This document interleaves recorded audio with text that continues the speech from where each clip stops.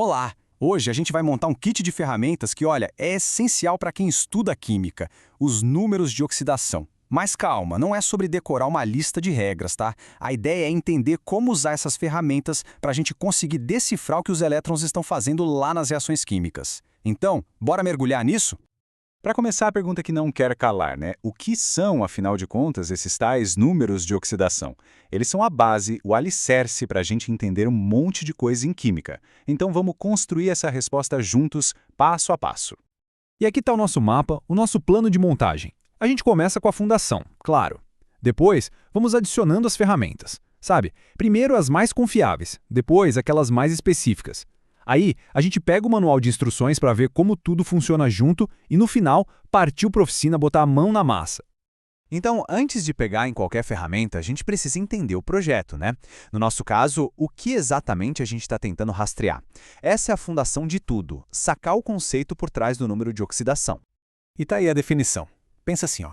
É como se fosse uma ferramenta de contabilidade para os elétrons. Não é que o átomo tem aquela carga de verdade, sabe? É uma carga hipotética, um jeito que a gente criou para organizar a casa e saber quem está ganhando e quem está perdendo elétrons na dança das ligações químicas. Ajuda a manter tudo sob controle. E a nossa primeira regra, a base de tudo, é a mais fácil. Pode relaxar. Se um elemento está ali, na dele, em sua forma pura, tipo o gás oxigênio, O2, que a gente respira, ou um pedaço de ferro, o número de oxidação dele, o NOx, é zero. Simples assim. Ele não está nem ganhando, nem perdendo elétrons para ninguém. Agora sim! Vamos começar a encher nosso kit. E a gente começa com as ferramentas mais confiáveis, aquelas que nunca te deixam na mão. São os elementos que, quando estão em um composto, quase sempre têm o mesmo número de oxidação. São os nossos pontos de partida, os mais seguros. Olha só que maravilha! Isso aqui simplifica muito a nossa vida. Elementos do grupo 1A, sempre mais 1. Grupo 2A, sempre mais 2. E ainda tem a prata, o zinco e o alumínio com seus valores fixos. Quando a gente vê um desses numa molécula, é como encontrar uma peça de canto de quebra-cabeça. Já está resolvido. Ok, já temos o básico, as ferramentas de todo dia. Agora, vamos para as ferramentas especiais. São elementos super comuns, mas o número de oxidação deles pode mudar. Tudo depende de com quem eles decidem se ligar. O hidrogênio é o exemplo perfeito disso. Na maioria esmagadora das vezes, quando ele está ligado com gente mais eletronegativa, tipo o cloro ou o nitrogênio, o NOx dele é mais 1. Mas, se ele se junta com metais, que são mais eletropositivos, ele vira o jogo e assume o NOx de menos 1. Ou seja, o contexto aqui é tudo. Se o hidrogênio já tem essa dupla personalidade, o que a gente pode falar do oxigênio, hein? O oxigênio é praticamente um camaleão. Ele é a grande estrela quando o assunto é versatilidade e tem umas exceções bem importantes que a gente precisa ficar de olho. Peraí, como assim? Menos meio? É isso mesmo que você está vendo. Número de oxidação que não é inteiro. Sim, isso existe. E só mostra como o oxigênio pode ser um elemento complexo e, convenhamos, bem fascinante. Vamos ver como é que isso acontece. O melhor jeito de não se confundir com oxigênio é pensar numa hierarquia, uma lista de prioridades. A regra geral, o mais comum, é o NOx ser menos 2, como na molécula de água. Mas, se ele estiver num peróxido, esse valor já muda para menos 1. Se for um superóxido, aí aparece o nosso famoso menos meio. E tem a exceção da exceção. Quando ele se liga com o flúor, que é o único elemento mais eletronegativo que ele, o oxigênio fica com NOx positivo. E para fechar nossas ferramentas especiais, vale lembrar dos halogênios, como o bromo. Geralmente, o NOx deles é menos 1, desde que eles sejam o átomo mais eletronegativo da ligação.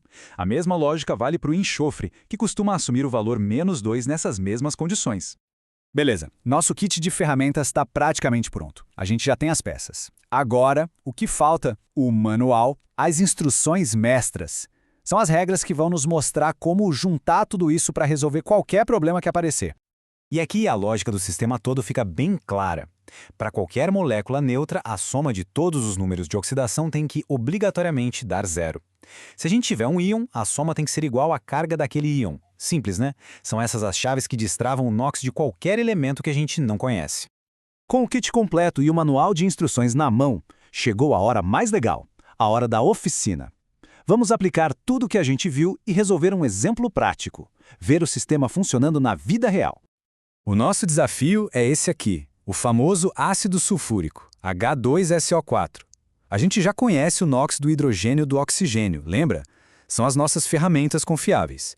A missão, então, é descobrir qual o número de oxidação do átomo que está ali no meio, o enxofre.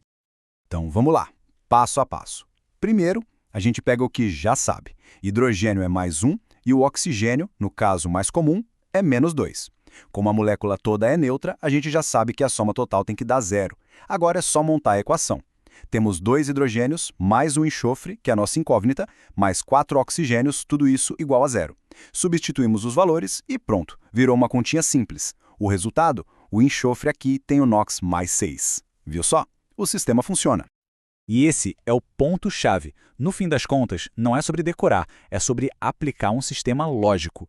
Quando a gente combina as ferramentas que já conhecemos com as regras da soma, a gente consegue descobrir o estado de oxidação de praticamente qualquer elemento em qualquer composto.